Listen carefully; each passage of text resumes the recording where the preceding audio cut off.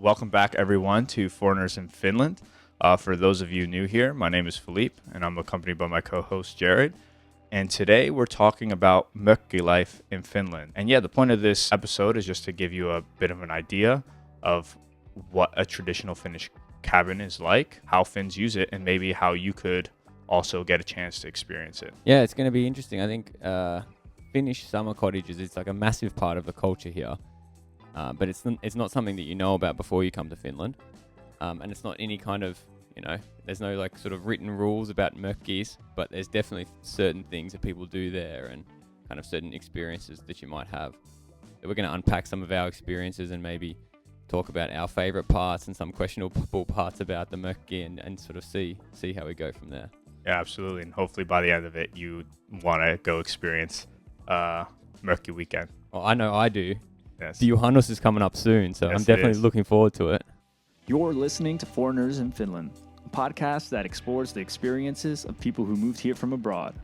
My name is Felipe Silva. I'm originally from New York, and I'm accompanied by my co-host Jarrod Luxton from Melbourne, Australia. We talk about why people come here, some challenges foreigners face, and all the incredible things this country has to offer. We hope our discussions help anyone new to Finland get accustomed to life here and bring new perspective to Finns. How would you describe a Finnish traditional cottage? Yeah, so I mean the concept of a holiday home is not like a new concept. I mean, people back in Australia, they have holiday homes, but a Finnish summer cottage is generally more like rustic experience. Like when people say cottage, they generally mean like an actual cottage in the woods by the lake. Some sort of smaller place where, the heating is just like a log fire. The cooking might also be some sort of, basic sort of cooking equipment. The running water, questionable. Inside toilet, highly unlikely. Very modest cottage, Yeah, but it's awesome. Like, and that's it, because I think generally the living standard in Finland is pretty high. So people actually go to these cottages to have the experience where they get a bit more connected to nature. They spend time sort of, more connected to maybe old school ways of doing things, and in some ways it's just a relaxing experience, I think, for many Finns. It's a bit of a reset, right? Isn't it? Yeah. Especially when you're used to living in an urban area. It's just a way to really get away, get some time to decompress, do some like really basic activities, go to sauna, maybe do some swimming in the lake if you're lucky enough to have a cottage by the lake. A lot of Finns prefer to obviously have a cottage by the lake. So it's kind of like, okay, you hit the jackpot, you got one. It's probably the stereotype. Yeah, hey? yeah, I mean, yeah. like if I was to think now, after I've sort of learned a bit about mökki here in Finland, I would say that like the stereotype that I would say is a small cottage surrounded by some forest by the lake, Yeah. and that's kind of like the mental picture I That's think the way. that you have. Yeah. Right. Yeah.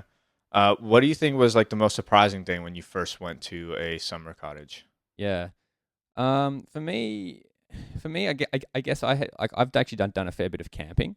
So sort of the more like connection to nature and sort of basic way of doing things wasn't particularly new. I think it was interesting though how there's sort of a defined set of like activities. It's like certain people do like at the mökki. It's like, okay, like when we're here, we like go hunt, like we go picking for berries, or we go hunting for mushrooms, or like there's certain activities that are like saved up for like the mökki. Yeah. At least that's been certain sort of my experience. Right. And then one thing that I think is interesting that I've had an experience with only at the mökki, is actually a shovel sauna. And I don't know if you've tried one of these before, but it's this sort of old school way of doing a sauna where you actually fill the whole sauna up with smoke, and then you like let the smoke out, and then you go in there, and it's got this really kind of smoky, everything's black because it's been turned black by the soot. And that for me is kind of like a mökki experience, because I've only had that actually at a mökki before. I don't think it's so common anymore. Yeah, I can't say that I've had that experience at the cottage, Yeah. But yeah, I think I've heard that for sure. Mm. And what do you think about the outhouse? Like, were you Yeah. ready for that? Yeah, I mean, At our summer cottage that we go to, we actually have just recently put in a new one. Okay. So the old one was starting to get a little bit, let's say, a bit full. Okay. We now. Were you working on that? Were you put It was to work? always a little bit of a game of hot potato who was going to be doing it. Okay. I don't think because I was only new in Finland at that stage. I Yeah. think I was spared from the outhouse duties, but. Okay. Yeah, I helped build a new one, and I mean I'm fine with outhouses, and it's somehow like a funny, like kind of fun bit of a novelty having to like go out and like use a loo out in the yard. Yeah, absolutely. I really appreciate how modest the Finnish Mökki life is, and just how simple it is. It doesn't have to be extravagant or like a really nice holiday home, but you can still go there, have a nice reset, be in touch with nature, and really enjoy the simple things. And just like having a meal together with your friends and family, having a barbecue, doing sauna, going swimming in the lake. It's awesome. Yeah, it's not complicated. It's not complicated at all. But Keep it simple. But it works. Yeah, it works. Absolutely. Many Mökkis don't have running water. They might not have an inside like toilet. Does your one have electricity? Because that's always a bit of a like some do, some don't type of thing. Yeah. So the Mökki that I've been going to recently is my partner's Mökki, and there is no running water, but there is electricity. But they try and limit the amount of electricity in terms of heating. So usually you're only supposed to use like wood in the fireplace to heat up the Mökki. But then of course if it's really cold and you're just getting there, you just want to heat up the place. So then we turn it on for a little bit, and then once the chimney's a bit like warmed up a bit, then we can like turn on the fireplace. Because I've noticed, I don't know if many people know this, but when a chimney is much colder than the inside of the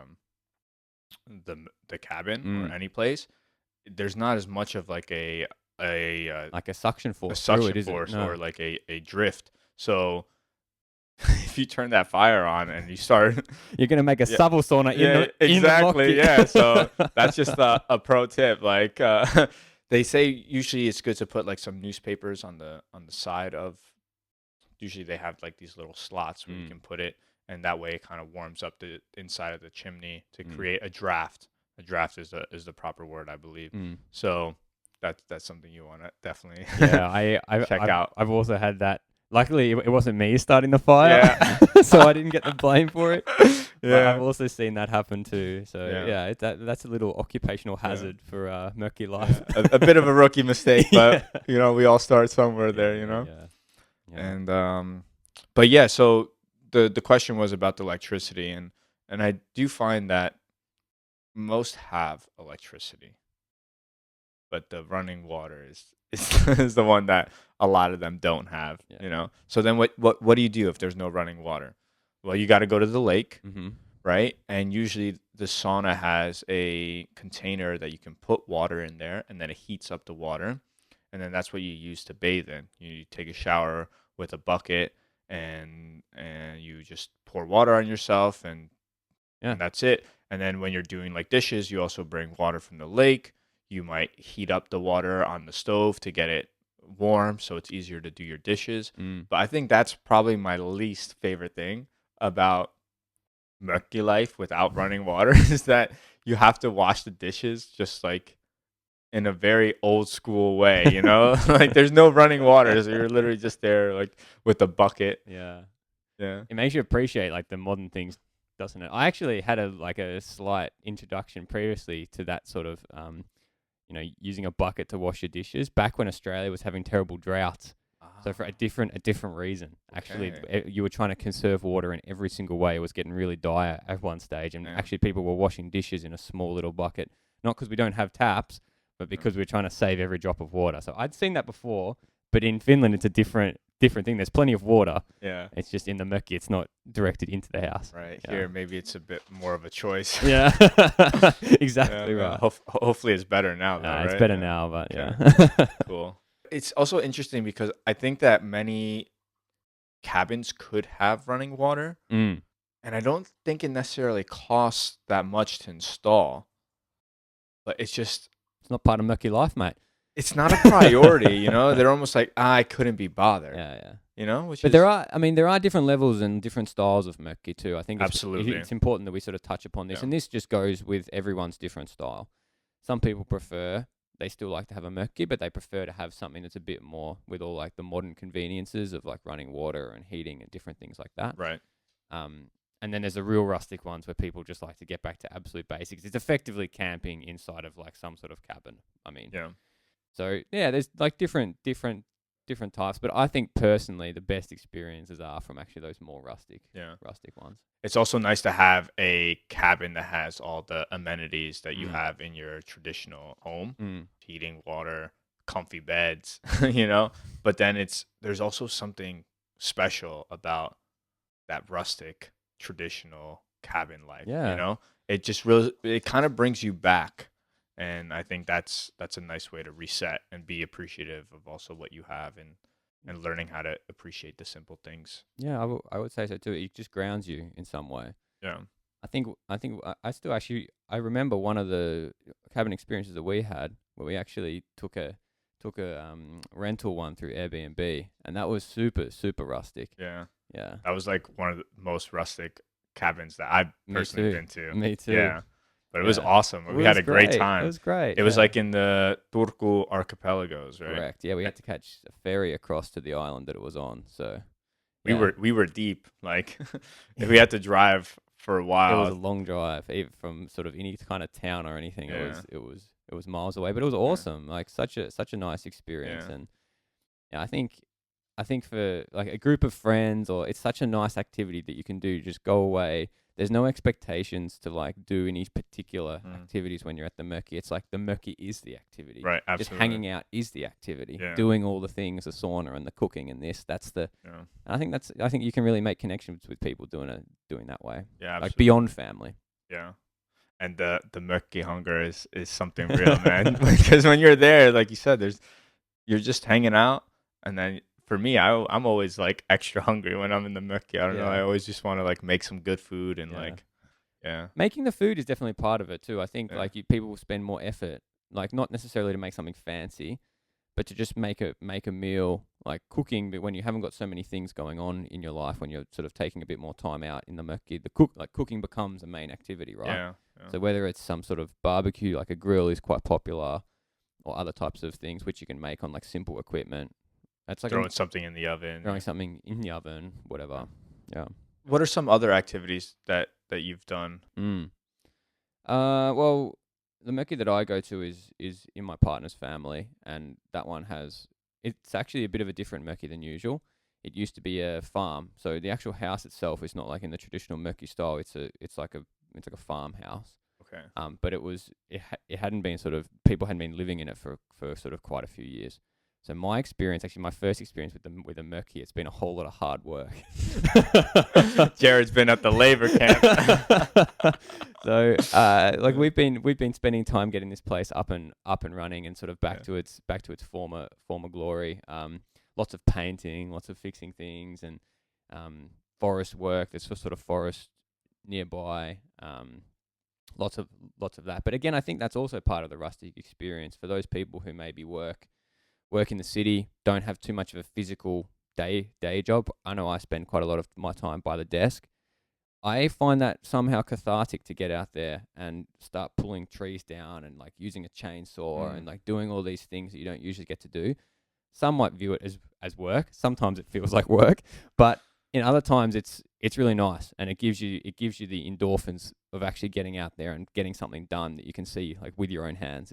You're creating something yourself with your hands. Absolutely. I think that's a awesome point that you just brought up, because for many people it is a place to build something. You know, you might build an extra shed, you might build a small like guest cabin, you might build your own sauna there. It's a place to use your hands and do physical work for many people who might not do that, you know. I think that's a great point. Yeah, but you can just do more things like with your hands and do more things yourself rather than getting somebody else in to maybe do it. Maybe that's also because I feel like in Finland so many people live in apartments. There's less DIY that you can do in an apartment than if you have like a freestanding house or like an omakotitalo as they're called here.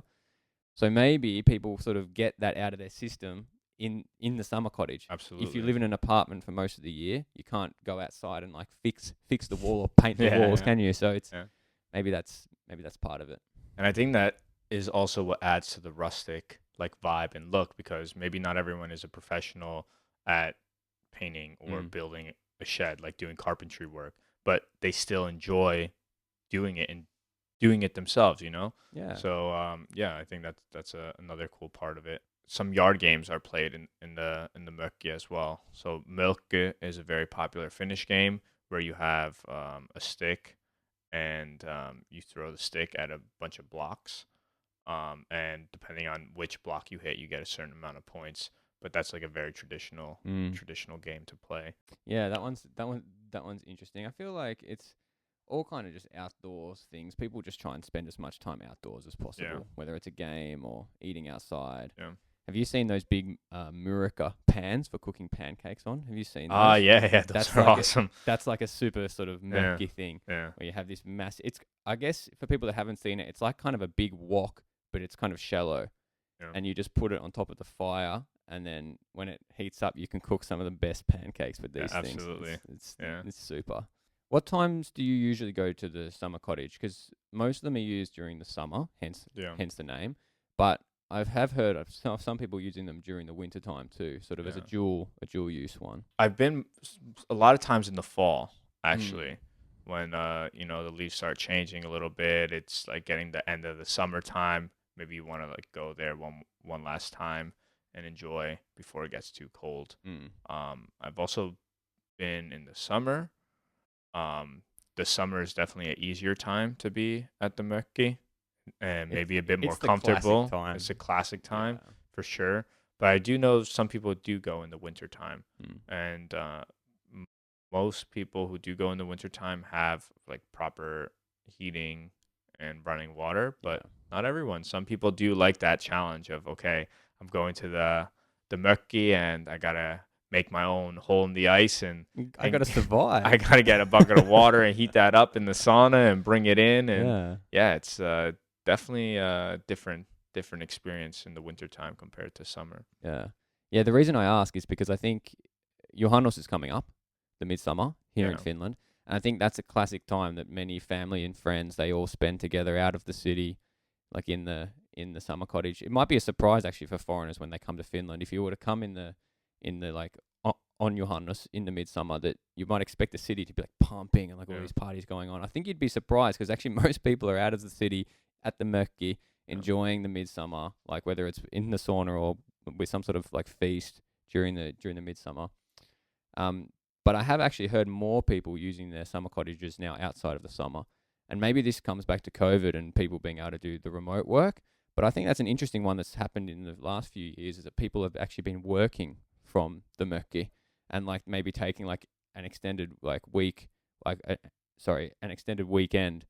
And I find it's funny because only in Finland would you have good enough like mobile internet that you can be in like the middle of the forest, hotspotting your phone to your laptop while you like got like Teams calls going on.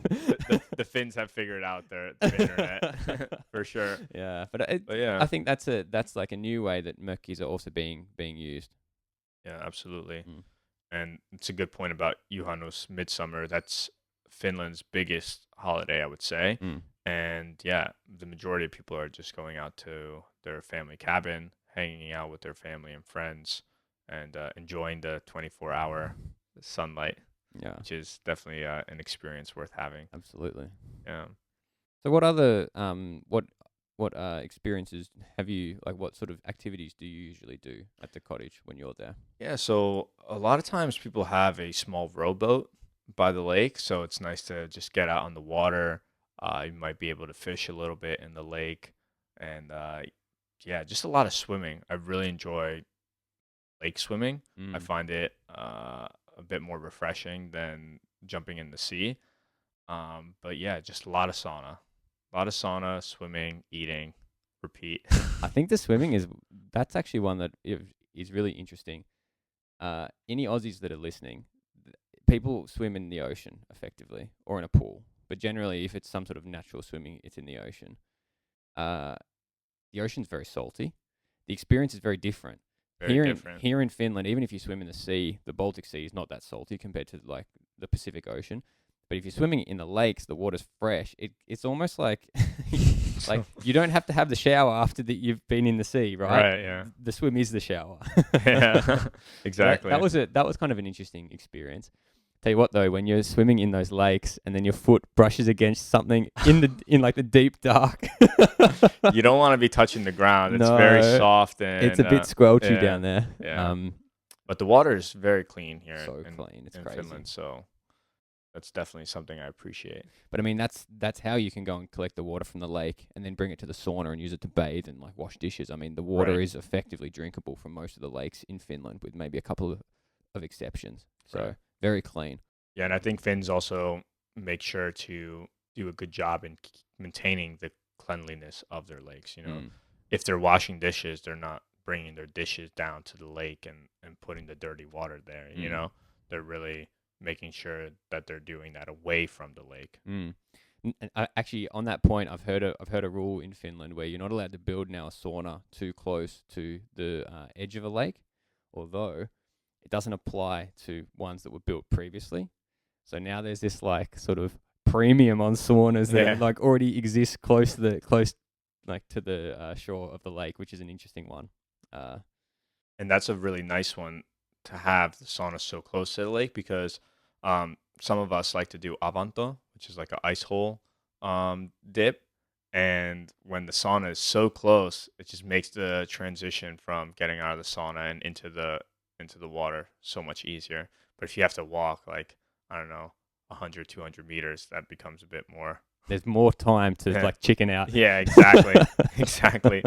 Yeah. But that's actually one activity that I really enjoyed doing. So it was last March or this previous March, I went to the Mökki and it was interesting because it was still 10 degrees Celsius outside, but the lake was completely frozen. Wow. You know, so I made my the avanto, I made the ice hole, and I was like, okay, Let's we're go. doing this, you know, and it was like a really exciting time, and we just went to a sauna and then took a dip. Of course, you don't stay in there very long. I think I lasted maybe 5 seconds. Yeah. I was like, okay, get me out of Yeah. here, you know.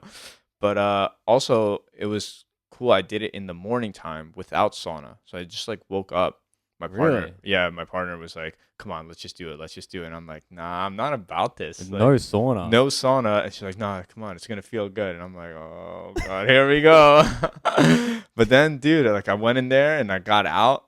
I lasted again like 5 seconds, and then I got out, and you just feel like so Alive, right? alive Isn't and it awake, crazy? and it's just like it's the amount of endorphins you have is insane. Yeah, so definitely a cool thing to try. Yeah. I think it's summer, winter. It depends on the Mökki, but it gives you a glance into what actually the seasons are more like, because it's quite easy to be insulated from the seasons, as much as foreigners might sort of associate Finland with like very cold winter and like cold temperatures.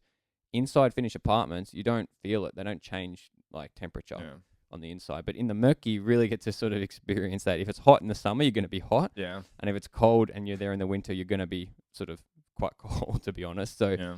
you actually get to experience more of the climate. It's cool. Absolutely. So Jarrod, like, what's the best way to get out to a Mökki for foreigners coming here to Finland? Well, it's a good question. I think most Finns, I would say, have access to one way or another through family, or even sort of family friends that maybe own a Mökki together and share it during the summertime. There's quite a lot of Mökkis that are set up in some sort of shared manner where people will go at different times or maybe all together. But for foreigners, actually, that's a good question, because if you've just moved to Finland, maybe you don't have a family connection to Finland. It might be a bit more difficult to get out to a Mökki. But I think everyone should be able to experience Mökki life. I would say go and explore. First is like friends. If you have friends that go to the Mökki, I think it's like most. If you're very good friends with someone in Finland, I think it's quite common that you might go to the cottage together. Yeah. Some like workplaces have like Mökkis and some sort of cottages and things that like employees can use. Same with like student organizations. Some of those have Mökkis that you can go and experience. And at the end of the day, you can also rent them. We were just talking before about one that we rented on Airbnb.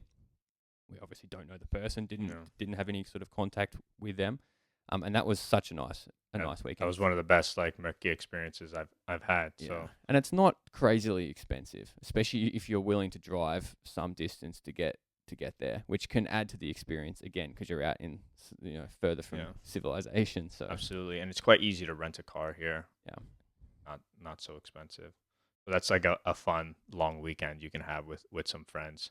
Yeah, You get a few of you and everyone chips in, and you get to go experience Mökki life. and I feel like that's such a good point because you can grab a bunch of friends.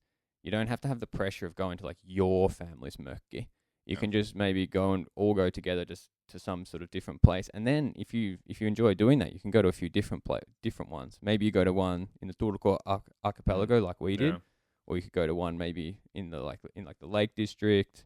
There's many options. Yeah, I think that's a important thing to just slightly touch on is that a lot of family tensions comes from the family Mökki. Oh, You know, like there's a bit of a pressure going on. You know, when you go there, you got to make sure everything's like okay, and then who's taking care of the maintenance and who's using it at a certain time, who gets to have it for midsummer. Are we all there for midsummer?